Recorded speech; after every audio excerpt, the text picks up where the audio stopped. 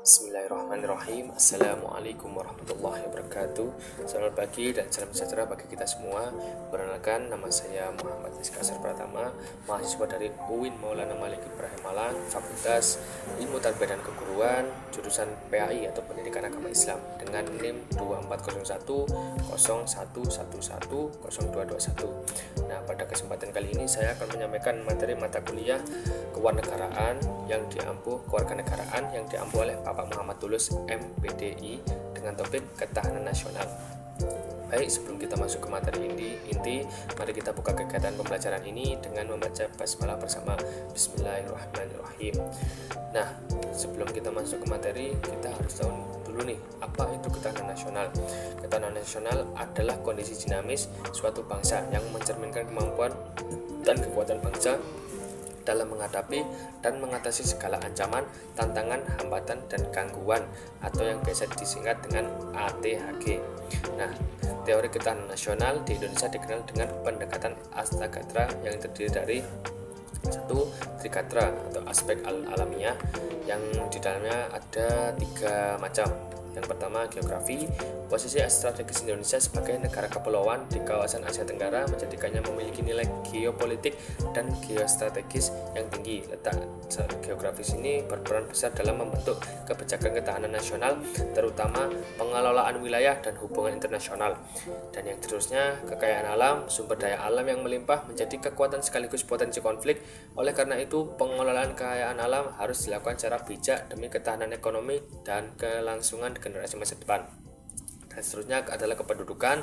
Jumlah penduduk yang besar dapat menjadi kekuatan pembangunan jika dikelola dengan baik, namun jika tidak, bisa menjadi beban negara yang memicu masalah sosial seperti pengangguran, kemiskinan, dan kriminalitas. Dan yang kedua adalah Pancakatra atau aspek sosial.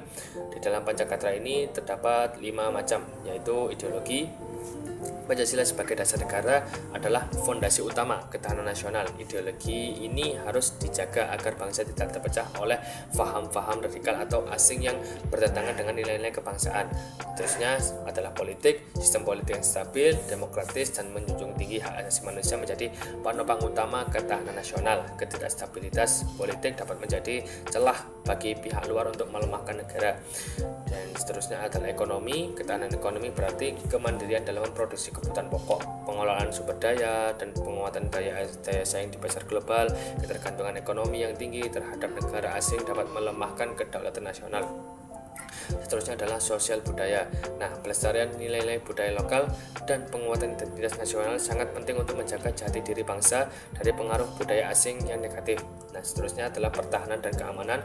Sistem pertahanan yang tangguh dan partisipasi rakyat dalam upaya bela negara adalah syarat mutlak ketahanan nasional. Ketahanan hankam bukan hanya tugas militer, tetapi seluruh elemen masyarakat.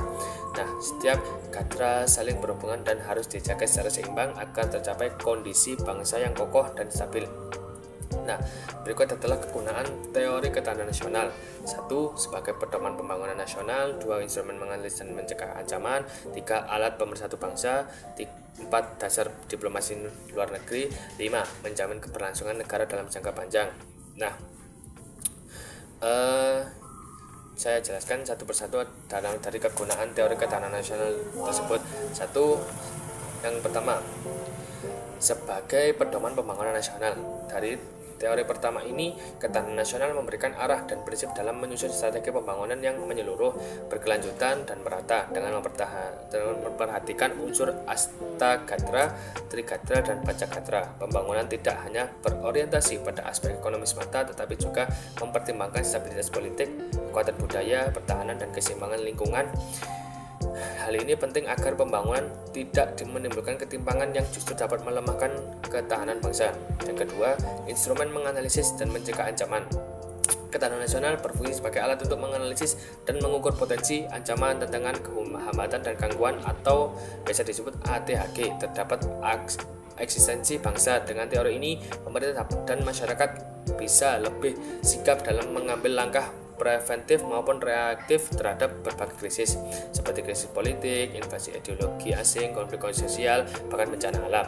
Yang ketiga, alat pemersatu bangsa. Teori ini menanamkan nilai-nilai kebangsaan dan cinta tanah air yang menjadi pondasi kuat bagi persatuan dalam negara yang menjemuk seperti Indonesia. Ketahanan nasional berperan menyatukan perbedaan etnis, agama, budaya, dan bahasa agar tetap dalam satu semangat budaya dan bahasa agar tetap dalam satu semangat Bhinneka Tunggal Ika. Tanpa ketahanan nasional, perpecahan akan lebih mudah terjadi. Penjelasan dari yang keempat, dasar diplomasi luar negeri. Negara yang memiliki ketahanan nasional yang kuat akan memiliki posisi tawar yang lebih tinggi dalam hubungan internasional, dalam kerjasama bilateral maupun multilateral. Negara yang stabil dan mandiri lebih dihormati dan diperhitungkan oleh negara lain. Ketahanan nasional juga membantu dalam menentukan kebijakan luar negeri yang tegas dan berdaulat. Dan yang kelima atau yang terakhir, menjamin keberlangsungan negara dalam jangka panjang. Dengan memperkuat semua aspek kehidupan nasional secara seimbang, teori ketahanan nasional berperan dalam menjaga kelangsungan hidup bangsa dan negara. Ia menciptakan sistem pemerintahan dan kehidupan masyarakat yang tahan uji, adaptif terhadap perubahan zaman, serta tidak mudah goyah dan tekanan global. Inilah yang membuat Indonesia mampu bertahan sebagai bangsa yang berdaulat meski dihadapkan pada berbagai tantangan abad ke-21. Demikian pemaparan singkat saya mengenai ketahanan nasional. Semoga dapat menambah wawasan dan semangat kebangsaan kita sebagai generasi penerus bangsa. Terima kasih atas perhatian teman-teman semua. Wassalamualaikum warahmatullahi wabarakatuh.